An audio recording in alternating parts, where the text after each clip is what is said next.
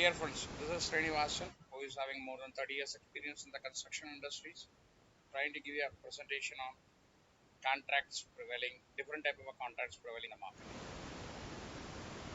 Broad spectrum of contracting.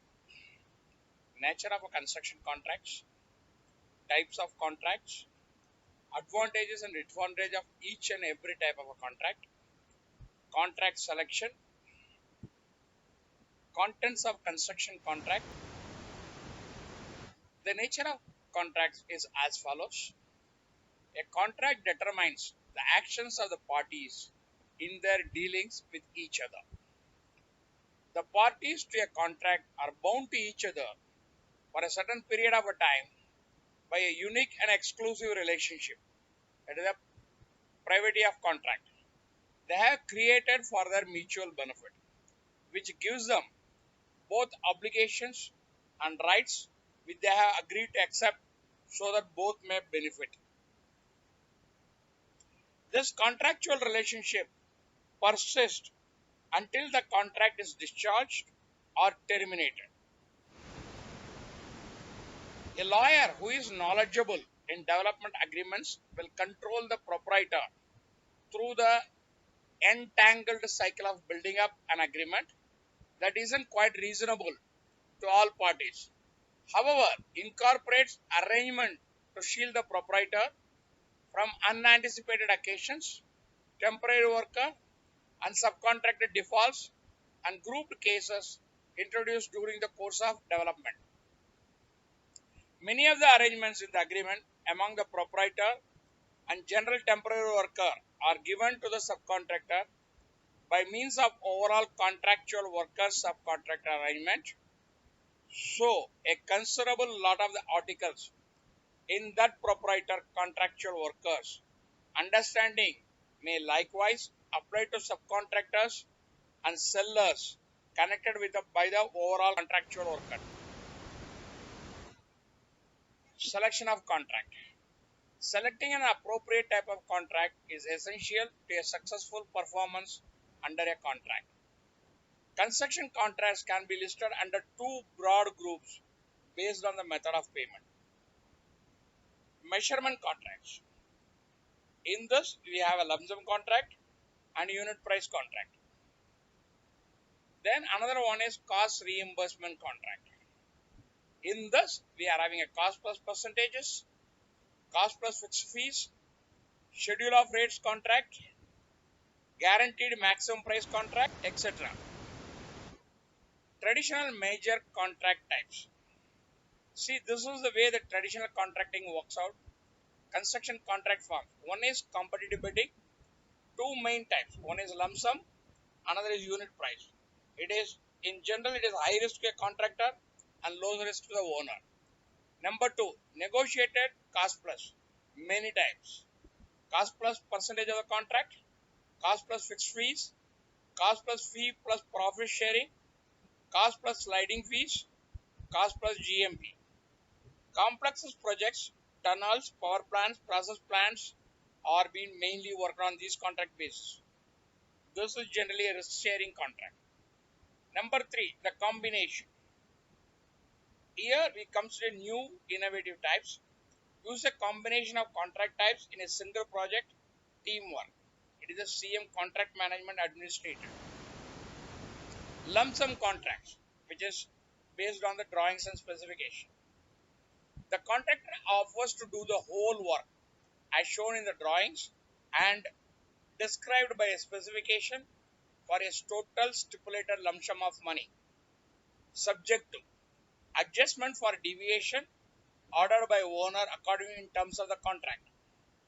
Lump sum contracts are typically suitable for construction projects like buildings, roads sponsored by government under competitive biddings, where both the nature and quantity of work can be completely and accurately defined before contract sum is set. Suitable for works when a contractor has prior construction experiences. Project whose plans and specification cover in all details. When limited variation is needed, more suited to superstructures. When level of risk is low and quantifiable And when the client does not wish to be involved in the management of his projects, contractor receives a progress payments at intervals of times proportional to the quantity of the work has been completed. Percentage advantages and disadvantages of lump sum contract. The final price is known by the owner before the work commences. The contractor has more incentive to reduce his cost and to increase his profit. The contractor hopes to complete the job as quickly as possible to minimize overhead costs, to maximize profit and move to the next project. Wasteful of contractors estimating resources, since all contractors need to prepare their own measurements.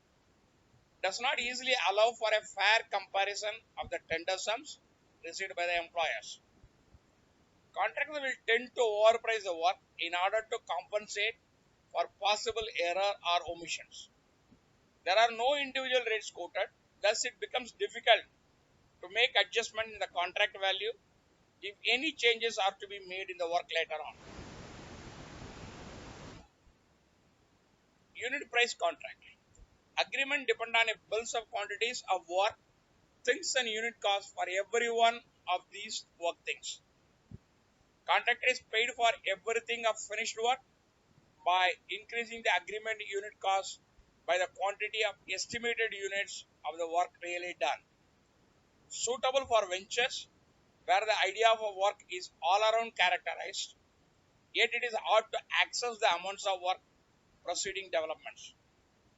Useful for a weighty seriously offer government development ventures like streets, dams, huge extension, in which contract-based workers offer unit costs against estimated amount of work.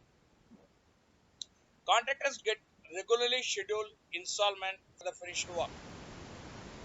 Advantages and disadvantages. Advantage: saving the heavy cost of preparing many bills of quantities by the contractors.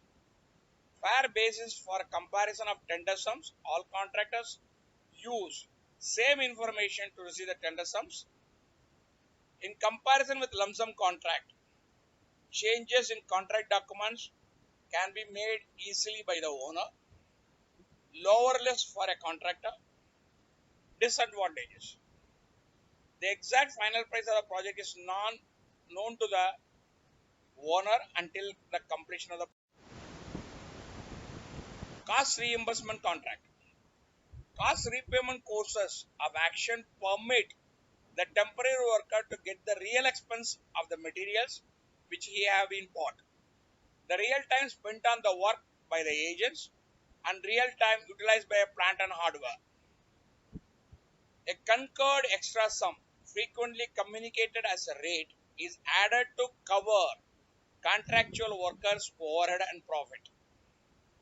Cost prepayment contracts are not supported by numerous individuals of the business managers, since there is no non-appearance of delegate, aggregate, and a determined loss record cost. Applicability of the cost reimbursement contracts. Cost reimbursement contracts are therefore used only in a special or unusual circumstances. Emergency projects, repair, maintenance works, and alteration where time is not available to allow the traditional framework of the contract. When the character and the scope of the works cannot be readily or easily determined. When it is desirable for a design to proceed concurrently with the construction. Where a new technology is being introduced. Where a special relationship exists between the employer and the building contractor. Advantages and disadvantages of cost reimbursement contract. Advantage: start construction without waiting for the whole set of drawings and specifications. More flexibility for the owner to make the changes as work progresses. Draw the contractor expertise during the design. Disadvantages: it is difficult to predict the final cost and the distribution of it, which may cause financial problems to the owner. Contractor pays less attention to the cost control. Type of cost reimbursement. Cost plus. actual cost plus negotiated reimbursement to cover overhead and profits. Different methods of reimbursement: cost plus percentage, cost plus fixed fees, cost plus fixed fees plus profit sharing class, higher risk to the owner, compromise, guaranteed maximum price, that is GMP, reduces risk to the owner while maintain advantages of the cost plus contract. By using this type of contract, the contractor can start work without a clearly defined project scope, since all costs will be reimbursed and a profit is being guaranteed. Cost plus fixed fees. Fee is equal to percentage of the original estimated total figure, utilized on large multi-layer jobs. Example: wastewater treatment plant. Facility cost is equal to 20 crore, fees is equal to 1%. So 20 crores, 1% fees will be 2 crores rupees. Advantages: fee amount is fixed regardless of price fluctuation. Provide incentive to complete the project quickly. Disadvantages: expensive material and construction techniques may be used to expedite the construction. Cost plus fixed fees. Most common form of negotiated contracts. Cost is equal to expenses incurred by the contractor for the construction of the facilities, includes labor, equipment, material and administrative costs. Fee is equal to compensation for expertise, includes cost plus fixed fee plus profit sharing classes. Rewards contractors who minimize the cost. Percentage of cost under GMP is considered a profit and shared with the contractor. Guaranteed maximum price. Percentage of profit sharing is specified in the contract. Advantages: provide incentive to the contractor to save the money. Disadvantages: contractor must absorb any amount over the GMP. Plans and specs need to be dialed. Cost plus fixed fee plus profit sharing classes. Variation of this type contract is called guaranteed maximum price, which is known as a GMP. In this type of a contract, the contractor is reimbursed at cost which an agreed upon fee up to the GMP, which is essentially a cap. Beyond this point, the contractor is responsible for covering any additional costs within the original project scope. An incentive class which specifies that the contractor will receive additional profit for bringing the project cost under the GMP. Simple contractors. Bilateral contract. Both parties involved in a bilateral contract promises to implement certain things. Unilateral contract. In a unilateral contract, one party, which is the bidder, requires performance from the other party rather than a promise, and offense cannot be sued for.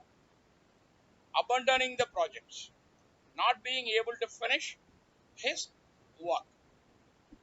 This is because he did not make a promise, therefore only the bidder is required by a law to comply. Implied contracts. The contract can either be implied in fact or implied in law. Implied in fact contract. The joint agreement creates obligations and promised intention among the parties where both are not expressed in words. This type of a contract is not articulated directly but through facts and circumstances which demonstrate the shared intention to achieve an agreement. Implied in law contract. This is known as a quasi-contract because the contractor does not represent any real legal agreement. Express contracts. During formation of the express contract, parties are forming conditions either orally or in writing. This offer is wholly accepted with the terms of an offeree. Simple contract is any kind of a written or a oral agreement. The following are not required for a simple contract to be legally binding. Contract under seal.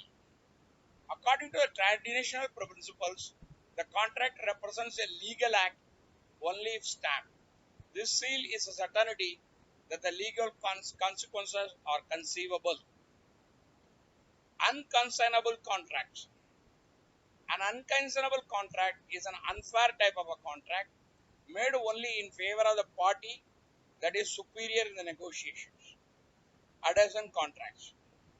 Adhesion contracts are created by an advantageous bargaining party. They allow the weaker side only the possibility to accept the contract or to reject it. It is also known as take it or leave it type of a deal. Aleatory contracts. Aleatory contracts are based on a mutual agreement of the parties involved and its effects are activated under the circumstances of uncertain events while costs of both parties exist. Thank you for watching this presentation. Kindly subscribe, like and share which will motivate me for a further good presentation. In case of any queries, do not hesitate to write to me. The response shall be at the earliest. Contact me at civilconclave@gmail.com or at my Telegram group which is known as the Ask Srini Telegram group. The link is as follows.